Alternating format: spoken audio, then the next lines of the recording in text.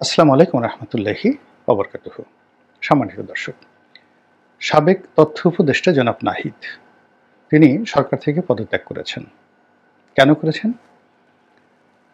এই সরকারের জমানাতে একটি রাজনৈতিক দল হবে, অনেকেই বলছেন king's party, whatever maybe, কিন্তু সেই কিংস পার্টির পদ গ্রহণ করার জন্য তিনি পূর্ণমন্ত্রীর মর্যাদা সম্পন্ন একটি পদ, যেখানে অলমোস্ট প্রায় 2.25 লক্ষ টাকার মতো নিয়মিত বেতন এবং ভাতা আসে।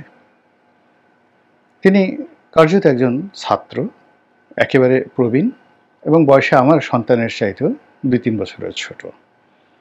তো এই সময়টিতে তিনি যে মর্যাদা পাচ্ছিলেন, যে বেতন পাচ্ছিলেন, ভাতা পাচ্ছিলেন, এটি যে কোনো মানুষের জন্য খুবই লোভনীয়, স্বর্ণডিম্বের মতো, এবং পরিবারের মান মর্যাদা এবং ইজ্জতের জন্য এটি একটা বিশাল হাতিয়ার। এবং এরকম একটি পদে, এরকম একটি চেয়ারে মাত্র 24 ঘন্টা অতিরিক্ত থাকার জন্য অনেক মানুষ খুন খারাপি পর্যন্ত করে বসে। অর্থাৎ বড় একটি পদপদবিতে আছেন, আপনার আজকের দিন হলো শেষ দিন। কিন্তু যদি আপনার কাছে অপশন দেওয়া হয় যে আগামী আরও 24 ঘন্টা আপনি এরকম একটা লোভনীয় পদে থাকতে পারবেন, বিনিময়ে গোপনে কয়েকজনকে খুন করতে হবে, আরও অপকর্ম করতে হবে, এই সমাজে বহু লোক পাবেন যে শত শত মানুষকে খুন করে হলো 24 ঘন্টার জন্য একটি পদ তারা আঁকড়ে ধরবেন।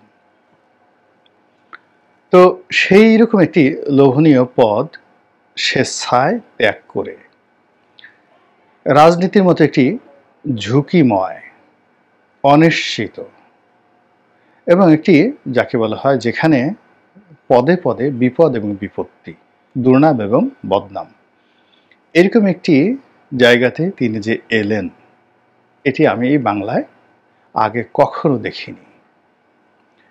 ফলে তিনি সফল হবেন কি হবেন না, তিনি ভালো না মন্দ, তিনি কি করেছেন বা না করেছেন, ডাজ নট ম্যাটার। এই মুহূর্তে কেবলমাত্র উপদেষ্টার এই পদ ছেড়ে আজকের এই জায়গাটাতে তিনি এসেছেন। এজন্য বাঙালি জাতি হিসাবে আপনাকে ধন্যবাদ তাকে দিতেই হবে, এর দ্বিতীয় নজির নেই। আপনি ওয়ার্ড আওয়ামী লীগের একটা সেক্রেটারি কিংবা ছাত্রদলের যে কোনো একটা কলেজ শাখার দপ্তর সম্পাদক খুন করে ফেলেন, দেখেন সে পদ ছাড়ে কিনা। মন্ত্রী এমপির কথা তো বাদ দিলাম। তো সেখানে এই ভদ্রলোক তিনি রাজনীতি করতে এসেছেন, আর এই রাজনীতি করার এই সময়টিতে তাকে নিয়ে বিভিন্ন মহল নানা রকম যাকে বলা হয় তথ্য বিকৃতি, নানা রকম অপপ্রচার, আপনি সেটাকে প্রচার বলেন, সত্য মিথ্যা এখন যাচাই করার বিষয় নয়, কিন্তু যে বিষয়গুলো বলার চেষ্টা করছেন যে তিনি এই কয়দিন ক্ষমতায় ছিলেন এবং প্রায় 1000 কোটি টাকা তিনি লোপাট করেছেন, একেবারে ব্যানার বানিয়ে পুরো সামাজিক মাধ্যমে রীতিমতো তাণ্ডব চালানো হচ্ছে। 2 নম্বর হলো যে কি একটা আছে ক্রিপ্টোকারেন্সি, সেই ক্রিপ্টোকারেন্সির গোপন অ্যাকাউন্ট থাকে, সেই অ্যাকাউন্ট কারা কারা নাকি খুঁজে পেয়েছে, সেই অ্যাকাউন্টে তার শত শত কোটি টাকা রয়েছে মিস্টার নাহিদের, বদনাম। তারপর নাহিদের আব্বা, তিনি রামপুরার একজন সাধারণ স্কুল শিক্ষক, তিনি নাকি এই সময়টিতে সেই কত কোটি টাকা মূল্যের, 10 কোটি টাকা না 8 কোটি টাকা মূল্যের একটা বাড়ি তিনি ক্রয় করেছেন। এটা নিয়ে প্রচার চলছে, অপপ্রচার চলছে, প্রোপাগান্ডা চলছে। আর এক গ্রুপ বলার চেষ্টা করছে যে তিনি এই নাহিদের ক্ষমতাকে ব্যবহার করে সেখানে তিনি চাঁদাবাজি থেকে শুরু করে সব কিছু তিনি নিয়ন্ত্রণে নিয়ে নিয়েছেন এবং এই সময়ের মধ্যে সর্বনাশ করে ছেড়েছেন দেশ কাল জাতির। এখন আমাদের সমস্যা হলো কি যে আমরা কেউ যারা আর্ত, আঘাতপ্রাপ্ত, আর্ত বলা হয় আঘাতপ্রাপ্তকে, তো আর্তের যে আরতি, চিৎকার, কান্না, আমরা এটা শুনতে পাই না বা শুনতে পছন্দ করি না। আমরা কেউ নাহিদের সঙ্গে কথা বলবো না, তার বাবার সঙ্গে কথা বলবো না, আমরা কেউ রামপুরা যাব না, আমরা কেউ খোঁজ খবর নেব না। আমরা শুধু ওই যে গুজবগুলো রয়েছে, সেই গুজবগুলো আমি যেই রকম মানুষ সেই রকম একটা ক্যানভাসে ফেলে বা সেই রকম একটা আয়নার উপরে আমার নিজের প্রতিচ্ছবি আমি যেভাবে দেখি ওভাবে নাহিদকে বা তার আব্বাকে বসিয়ে আমরা কল্পনা করছি।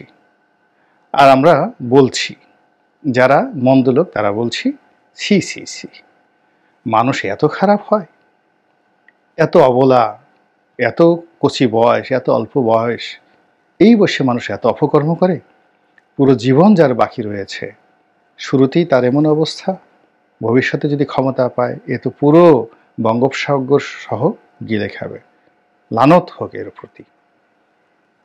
আর আফসোস, ওর কেন হলো, আমার কেন হলো না, আমার কি ওর চেয়ে কম যোগ্যতা, ও তো আমার জুতো টানার উপযুক্ত নয়।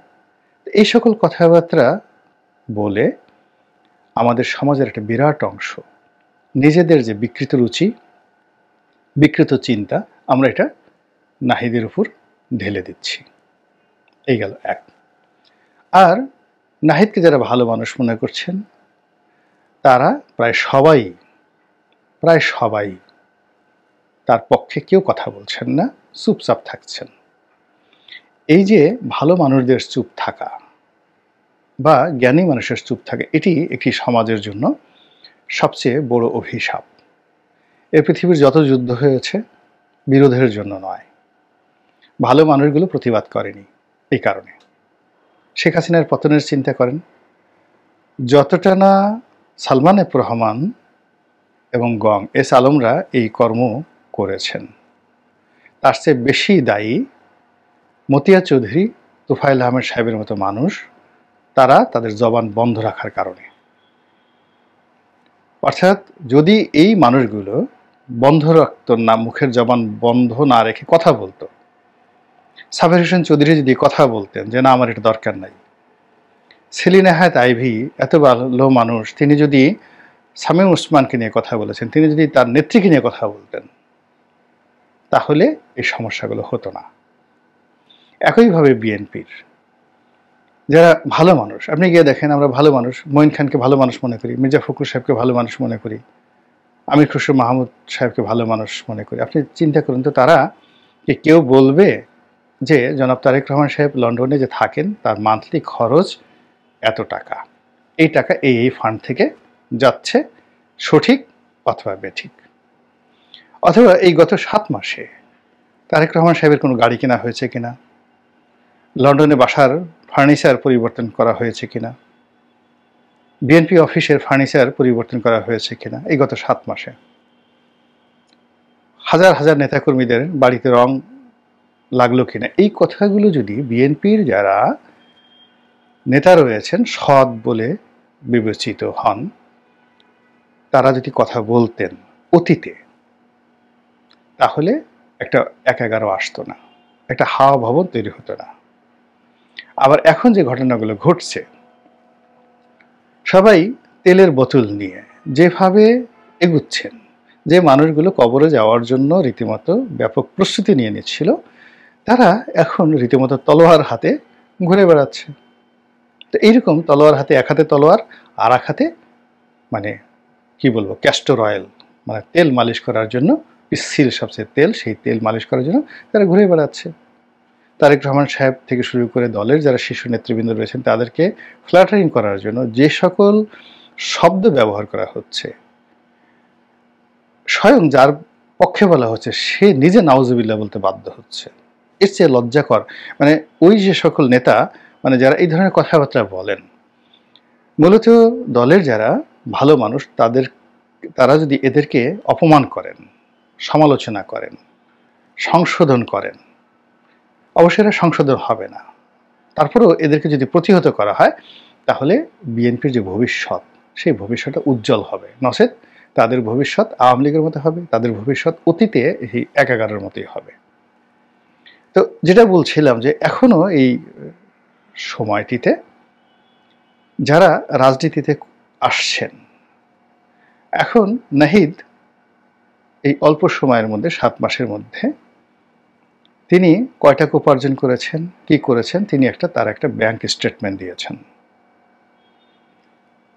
আপনি আমরা যারা আছেন কথা বলার আগে আমাদের কাছে তথ্য থাকতে হবে যে এটা তার একটা ব্যাংক অ্যাকাউন্ট, তার আরও 10টা ব্যাংক অ্যাকাউন্ট রয়েছে, এবং এটা বের করা ওয়ান টুর বিষয়। সেটি বের না করা পর্যন্ত এই ধরনের গুজব শোনা, বলা, প্রচার করা কবিরা গুনাহ। এই গেল একটা বক্তব্য। 2 নম্বরে যেটা আছে সেটা হলো যে তার শরীর নিয়ে কথা হচ্ছে, যে এই যাকে বলা হয় উপদেষ্টা হওয়ার আগে তার শরীর এরকম ছিল, উপদেষ্টা হওয়ার পর সে কেন মোটা হলো। প্রথমত হলো যে যেহেতু উপদেষ্টা হয়েছেন, চেয়ারে বসেছেন, পরিশ্রম কম হয়েছে, এই কারণে যে কোনো মানুষ এটা ফিজিক্যালি, বায়োলজিক্যালি এই ঘটনা সবার ক্ষেত্রে ঘটবে। আপনি এখানে যদি অন্য যে কোনো একটা প্রাণীকে বসিয়ে দেন, তার মধ্যেও মেদ জমে যাবে, স্বাভাবিক ব্যাপার। 1। 2 নম্বর যেটা আছে সেটা খুবই মর্মান্তিক। সেই মর্মান্তিক হলো যে যাদের উপর শারীরিক নির্যাতন করা হয়, খুব সিভিয়ার নির্যাতন করা হয়, সেই নির্যাতনের পরে অটোমেটিক তাদের শরীর ফুলে যায়, ভীষণ রকমভাবে ফুলে যায়। এখন ওই যে ডিবি হারুনের অফিসে নিয়ে ভাত খাওয়ার কথা বলে যাদেরকে পেটানো হয়েছে তার মধ্যে এই নাহিদও আছেন, এবং বেদম প্রহার করা হয়েছে, টানিয়ে বেদম প্রহার করা হয়েছে, এবং এই কারণে ফিজিক্যালি তার শরীর মোটা হয়ে যাবে, এটা একেবারে 100-তে 100, এবং এটা নিয়ন্ত্রণ করা যাবে না, এবং এই দায়, মোটা হওয়ার দায় তাকে মৃত্যু পর্যন্ত বহন করতে হবে।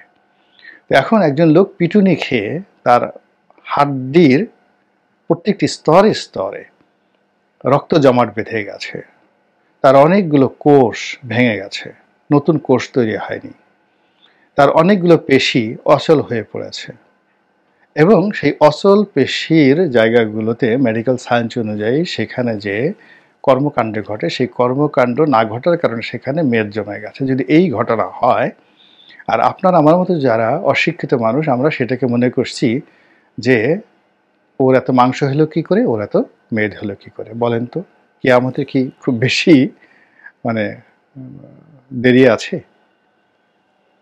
তো এই যে একজন যুবক, তার বয়স কত হবে? 25 বছর, 26 বছর, নট মোর দেন দ্যাট। 26 বছরের একজন যুবক, তিনি একটা আন্দোলন করলেন, তিনি একটা নেতা হলেন, একটা ক্ষমতার চেয়ারে বসলেন, সেখান থেকে ছেড়ে আবার তিনি একটা রাজনৈতিক দল গঠন করতে এলেন।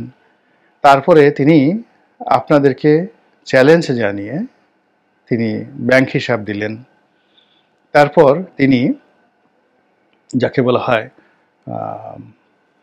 ব্যাংক হিসাব দেওয়ার সঙ্গে সঙ্গে তিনি আবার ঘোষণা দিলেন যে আমার নামে, আমার আত্মীয় স্বজনের নামে কেউ গত 7 মাসে কোনো সম্পত্তি ক্রয় করেনি। It's open challenge.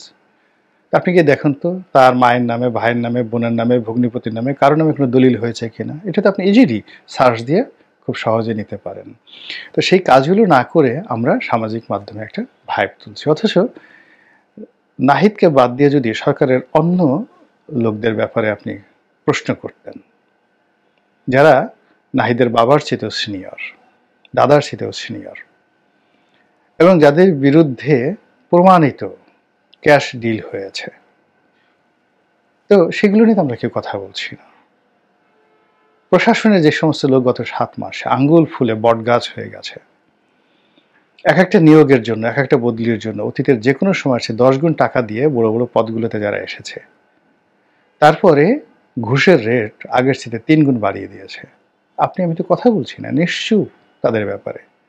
আর যাকে আমরা দুর্বল মনে করছি তার উপরে আমরা ঝাঁপিয়ে পড়ছি।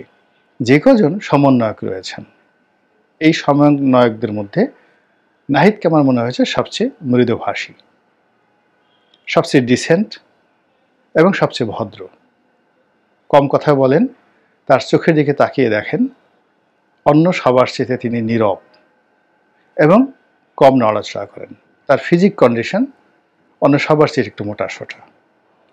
তো এই বিষয়গুলো বিবেচনা না করে, বিশ্লেষণ না করে, এই মানুষটিকে আমরা যেভাবে শেষ করে দেওয়ার জন্য চেষ্টা করছি, এটা বাংলাদেশে অন্য যে যাই করুক না কেন, আমার সঙ্গে নাহিদের কোনো কথা হয়নি, হবেও না, কোনো পরিচয় নেই।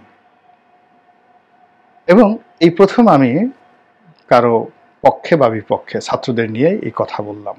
আমি এদেরকে নিয়ে কথা বলি না, কিন্তু এখন যেভাবে চলছে, যদি আমি কথা না বলি বা আমার মতো আপনারা কথা না বলেন, তাহলে বনী ইসরাইল জাতির সেই অলি আল্লাহর মতো আমাদের অবস্থা হবে। আল্লাহ রাব্বুল আলামিন একটা জনপদে যখন এরকমভাবে গজব নাজিল করবেন, তখন গজব নাজিল করার জন্য জিবরাইল আলাইহিস সালামকে পাঠালেন। বললেন যে পুরো জমিনটা উল্টে দাও, যা আছে সবগুলো ফিনিশ করে দাও। তখন আল্লাহর ফেরেশতা জিবরাইল আলাইহিস সালাম বললেন, ইয়া আল্লাহ রাব্বুল আলামিন, ওই পাহাড়ের গুহার মধ্যে একজন লোক দীর্ঘদিন ধরে তোমার ইবাদত বন্দেগী করছে, তো জমিন উল্টেই দিলে সে তো কোনো অন্যায় করেনি, এই জনপদে কোনো খোঁজ খবরও রাখেনি, সে শুধুমাত্র তোমাকে নিয়ে ব্যস্ত আছে পাহাড়ের গুহার অভ্যন্তরে। তো তার ব্যাপারে তোমার সিদ্ধান্ত কি? সেও তো মরে যাবে এই সময়টাতে। আল্লাহ বলেন যে সবার আগে ওর উপরে মানে এই জমিনটা উল্টাই দাও, ওর মাথার উপর উল্টাই দাও। এর কারণ হলো ওর কওম যখন বিপদগ্রস্ত, ওর কওম যখন বিভ্রান্ত, ওর নবী যখন সাহায্যের জন্য হাত বাড়াচ্ছে, ও তখন সবকিছু ভুলে আমার ইবাদত করছে, ওর ইবাদত আমার দরকার নেই। এই হলো ইতিহাস। আমরা অনেক অনেক বড়, কিন্তু ব্যক্তিগত জীবনে আমাদের অনেকের বরকত নেই। গিয়ে দেখেন শারীরিক সুস্থতা নেই, পারিবারিক শান্তি নেই, ছেলে সন্তান অমানুষ হয়েছে, সমাজের কোনো মানুষ রেসপেক্ট করে না, চেহারার মধ্যে কোনো রহমত নেই, বরকত নেই। আমরা খুব বড় পণ্ডিত ব্যক্তি, খালি সংসার ভাঙে, ঘর ভাঙে, ব্যবসা বাণিজ্য, টাকা পয়সার অভাব অভিযোগ। তো এইগুলো মূলত আমাদের কুচিন্তা, কুকর্মের ফল। আমরা অনেকে কুকর্ম করতে পারি না, কুকর্ম করার জন্য সাহস লাগে, সুযোগ লাগে, কিন্তু সহজে যে কাজটি করি সেটা হলো কুকর্মকে সমর্থন করি, আর কুকর্ম করার জন্য লালায়িত হই, আর কুকর্ম করার জন্য আমরা মনে মনে মন মস্তিষ্কে চিন্তা করি। আপনি ধর্ষণ করেন, এটা যেভাবে অপরাধ, তার চাইতে যে কোনো একটা রমণীকে মানুষপটে নিয়ে ধর্ষণ করার, জেনা করার, ব্যভিচার করার যে আপনার যে চিন্তা, খুন করার যে চিন্তা, যে কোনো মানুষকে টাকা চুরি করার, কোনো পরিশ্রম না করে পদ পদবি দখল করার একই শাস্তি। ফলে কি হচ্ছে? বরকত আসে না জীবনে, বেশিরভাগ মানুষের জীবনে বরকত আসে না। আল্লাহ আমাদের সবাইকে হেদায়েত দান করুন এবং হেফাজত করুন। আসসালামু আলাইকুম ওয়া রাহমাতুল্লাহি ওয়া বারাকাতুহু।